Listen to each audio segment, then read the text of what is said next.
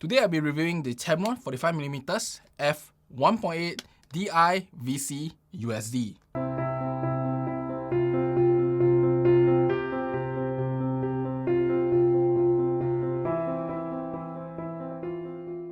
I'm Richard and welcome to Zappy Productions, and on my hand here is the Tamron 45mm f1.8 lens. And the name is really long, so I just want to say that DI means digital, VC means that it has vibration control, or you can say as image stabilization, and USD just means that it has a USM motor built into the lens itself. And before I start, I thank SLR Revolution and Class Distribution for loaning me this copy of the lens, so I get to use it for a few shoots and give you this review here. Now, this lens is not a very new lens. This is in fact quite an old lens. It's launched at the end of 2015, and this is an EF mount, so I have to use an adapter on my camera here. Today's review will be looking at this lens on a modern body like the Canon R3, and really, is it still worth to purchase today? So first, let's look at build quality. This lens is very well built. This is part of the Super Performance, I believe it's the SP, written on the box here. Super Performance class, and it is a very well built lens with weather sealing gasket, and overall a very nice lens itself. Very solid build if you ask me. The lens is not very heavy. It's about 500 plus grams, so it's a half a kg, so not very heavy, not very light. And this is of course the older style EF lenses, so the autofocus is actually coupled with the lens itself, so you can actually focus the lens while the lens is not connected to the camera, unlike modern mirrorless cameras. And you can actually see the distance scale on the lens here. Now you can actually hear the motor, or should I say hear the focusing itself. It's probably shifting some of the glasses inside the lens. Now, this lens have built-in vibration control, or I would say as image stabilization, and you can on and off it through the switch here. And if you were to use this on a modern EOS R3, R5, R6 cameras with built-in image stabilization, you will control the entire system by flicking this switch here. So when you switch it off, the entire system will not have any more IS, and you switch it on, entire system will have IS. Now, you will need to upgrade this lens to the latest firmware to make sure that you can use it on the modern EOS R3, 5, and 6 cameras.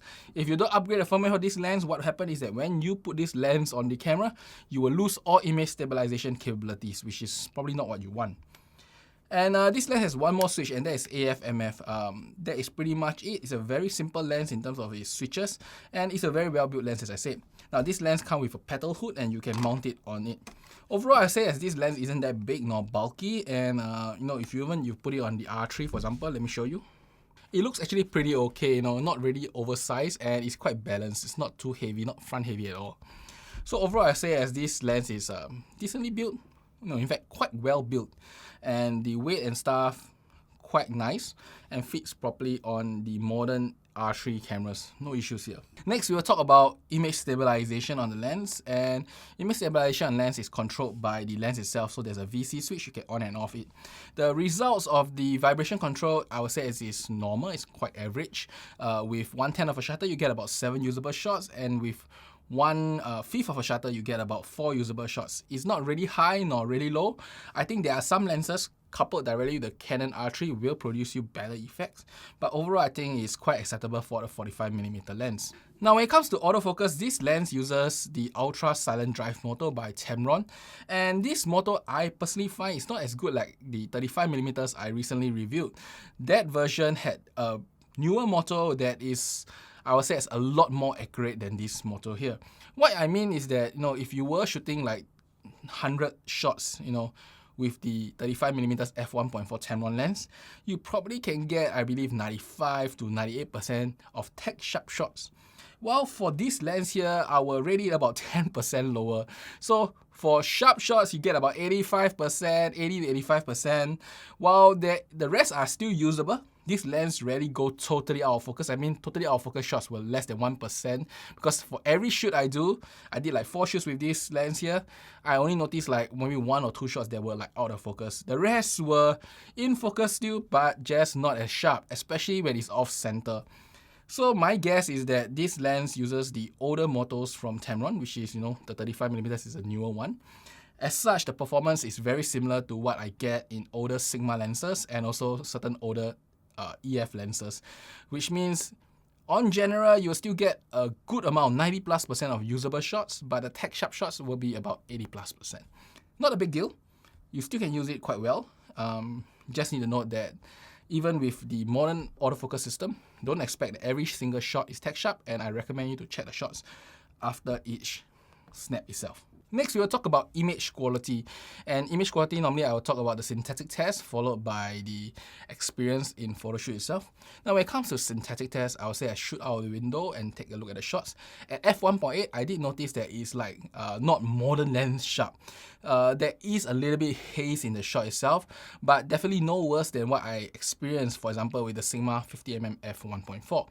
And there is some chromatic aberrations, but you have to zoom in like 200% to really see a very distinct color. If not, when you zoom out to 100%, you roughly can see there, but it's not that obvious. The optics wise, I really believe that it's very similar to the Sigma 50mm 1.4, at least that's how I experienced it. It's definitely not on par with the very modern lenses, but definitely not weak at all.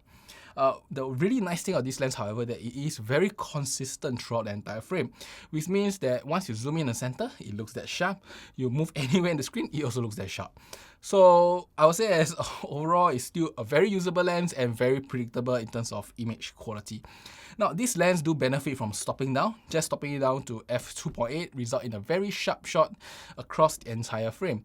So to use this lens at its most optimal setting, I would say as f2.8 or f4 will be a much better result. But f1.8 is definitely still usable, but it is not modern lens sharp type of usable if you are into sharpness.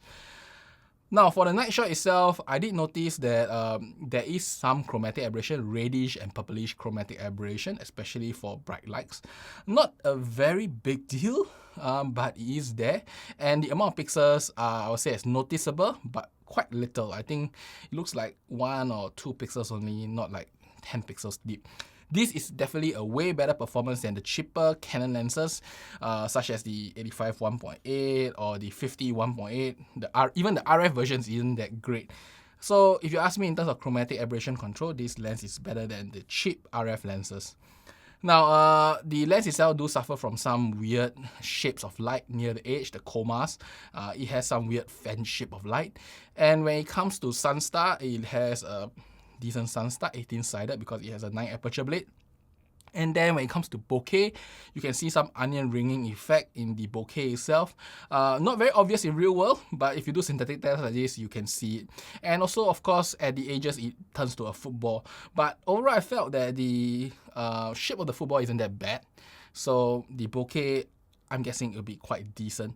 One thing I did notice is that the bokeh balls on this Tamron 45mm do not have any like edge. I'll say as if you've seen some of the bokeh balls in certain lenses, there is like a line in edge for the lens. And as such, when you have multiple bokeh balls together, it creates this very fuzzy and messy effect. On this lens, I noticed that there is no edge, it just have the onion ring, which means that theoretically, in places with a lot of pieces of light overlapping each other, the Tamron should perform decently well in terms of bokeh itself.